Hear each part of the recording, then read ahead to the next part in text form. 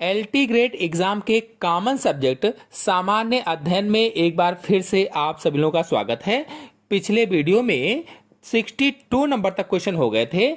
आज के वीडियो में 63 से स्टार्ट करेंगे। तो चलिए शुरू करते हैं। 63 नंबर क्वेश्चन है, प्रथम जैन संगीत का आयोजन कहाँ किया गया? 4 ऑप्शन आपके सामने दिए गए हैं।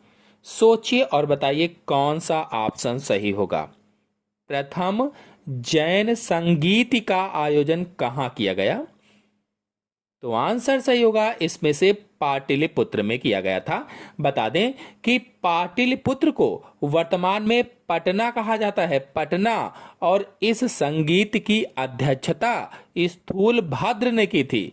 जो प्रथम जैन संगीत है इसकी अध्यक्षता स्थूलभद्र ने की थी।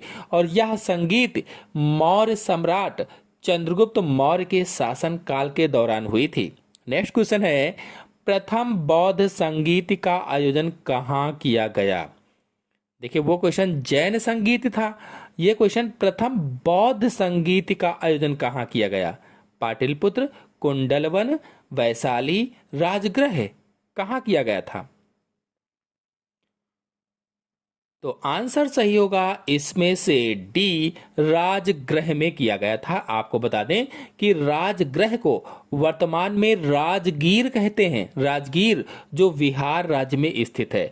और यह संगीत बुद्ध के मृत्यु के तुरंत बाद की गई थी। जो प्रथम बौद्ध संगीत है ये बुद्ध की मृत्यु के तुरंत बाद की गई थी।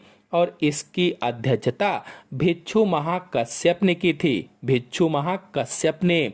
नेक्स्ट क्वेश्चन है, चतुर्थ बौद्ध संगीत कुंडल वन में किसके शासनकाल में आयोजित की गई? सोचिए और बताइए। चतुर्थ बौद्ध संगीत कुंडल वन में किसके शासनकाल में आयोजित की गई थी? आंसर सही होगा इसमें से सी, कनिष्क। मतलब चौथी बौद्ध संगीत कुंडल वन मतलब कश्मीर में कनिष्क के शासनकाल में आयोजित की गई थी। कहने का मतलब यह है कि चौथी बौद्ध संगीत कुंडलवन, और कुंडलवन माने कश्मीर में कनिष्क के शासनकाल में आयोजित की गई थी। नेक्स्ट क्वेश्चन है, गौतम बुद्ध ने सांसारिक दुखों के बारे में कितने आर्य सत्य बताए हैं?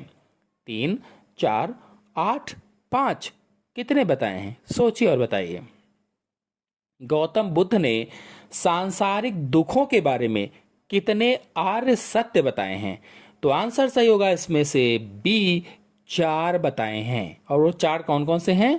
पहला है दुख का सत्य, दूसरा है दुख के कारण का सत्य, तीसरा है दुख के अंत का सत्य, और चौथा है दुख के अंत की ओर ले जाने वाले मार्ग का सत्य। नेक्स्ट क्वेश्चन है, गौतम बुद्ध की जीवन संबंधी कहानियों का वर्णन किसमें है? जीवन संबंधी कहानियों का वर्णन किसकी? तो गौतम बुद्ध की। 4 ऑप्शन आपके सामने दिए गए हैं। ऑप्शन सही होगा इसमें से पहला, जातक कथा। बता दें कि जातक कथाओं और बुद्ध चरित्र में मिलता है। और जातक कथाओं में उनके पिछले जन्मों की कहानियां, बुद्ध चरित्र में गौतम बुद्ध के जीवन का वर्णन है। नेक्स्ट क्वेश्चन है, 16 महाजनपदों के बारे में किस बौद्ध ग्रंथ से जानकारी मिलती है? 4 ऑप्शन आपके सामने दिए गए हैं।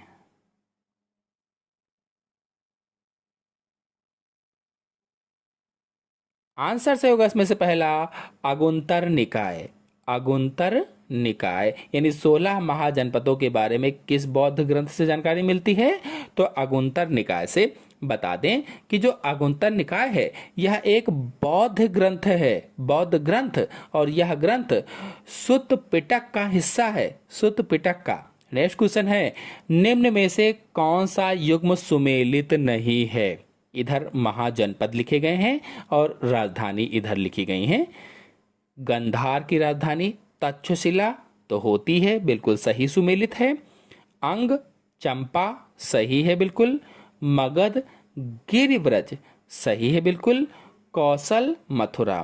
तो ये सुमेलित सही नहीं है, यानी ऑप्शन सही होगा इसमें से डी वाला, ये युग्म सुमेलित नहीं है। बता दें कि कौशल की राजधानी अयोध्या व श्रावस्ती, जो मूल रूप से श्रावस्ती आप मान सकते हैं, कौशल की राजधानी श्रावस्ती, और मथुरा जो है, मथुरा सूरसेन महाजनपद की राजधानी है। नेक्स्ट क्वेश्चन है, हर्यक वंश के किस शासक को कुड़िक कहा जाता है? कुड़िक,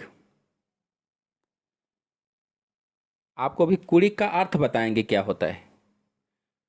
तो आंसर सही होगा इसमें से बी, अजात शत्रु को कुड़िक कहा जाता है। बता दें कि अजात शत्रु बिंबसार का पुत्र था, बिंबसार का पुत्र, और इसने अपने पिता की हत्या कर दी थी।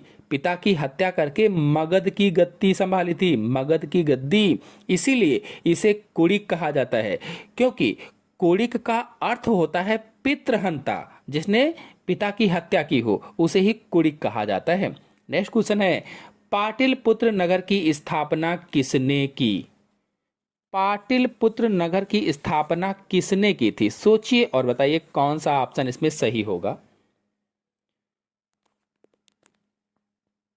तो ऑप्शन सही होगा इसमें से सी, उदयन ने की थी। उदयन ने पाटिलपुत्र नगर की स्थापना की थी। आपको बता दें कि पाटिलपुत्र नगर की स्थापना हर्यक वंश के राजा, हर्यक वंश के राजा उदयन ने की थी, और इन्हें उदयभद्र भी कहा जाता है, उदयभद्र। नेक्स्ट क्वेश्चन है, निम्न में से किस शासक ने वैवाहिक संबंधों के आधार पर अपने साम्राज्य को स्थिरता प्रदान की? सोचिए और बताइए।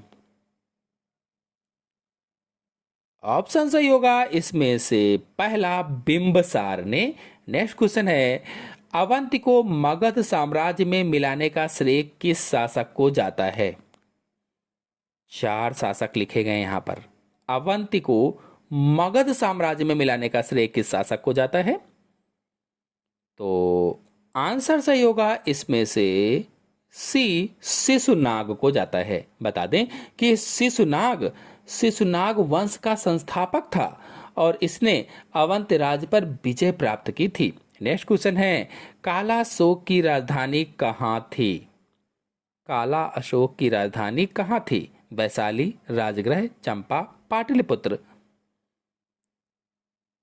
तो आंसर सही होगा इसमें से डी, पाटलिपुत्र।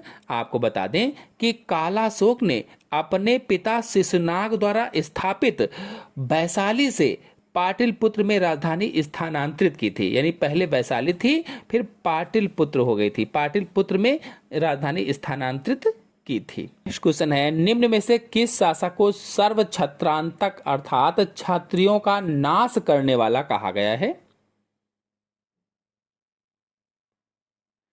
आंसर सही होगा इसमें से भी, महापद्मनंद को। बता दें कि ये नंद वंश के संस्थापक थे। इन्होंने कई क्षत्रियों राजाओं को पराजित करके अपने साम्राज्य का विस्तार किया था। नेक्स्ट क्वेश्चन है, सिकंदर के आक्रमण के समय मगध का शासक कौन था? सिकंदर के आक्रमण के समय मगध का शासक बताना है कौन था। सोचिए और बताइए। तो आंसर सही होगा इसमें से सी, घनानंद थे। जो घनानंद हैं ये नंद वंश के अंतिम शासक थे। नेक्स्ट क्वेश्चन है, सिकंदर कहाँ का शासक था? तो आंसर सही होगा इसमें से बी, मकदोनिया का शासक था, जिसे मैसेडोनिया भी कहा जाता है, और मैसेडोनिया उत्तरी यूनान में स्थित एक प्राचीन राज्य था। नेक्स्ट क्वेश्चन है, सिकंदर एवं पोरस के बीच हुआ 326 ईसा पूर्व का युद्ध किस नाम से जाना जाता है? सोचिए और बताइए कौन सा ऑप्शन सही होगा। ऑप्शन सही होगा इसमें से बी, बिस्तता या झेलम युद्ध के नाम से जाना जाता है। और आपको बता दें इस युद्ध में सिकंदर की जीत हुई थी, सिकंदर की। नेक्स्ट क्वेश्चन है, चंद्रगुप्त मौर्य की सैंड्रोकोट्स के रूप में किसने पहचान की?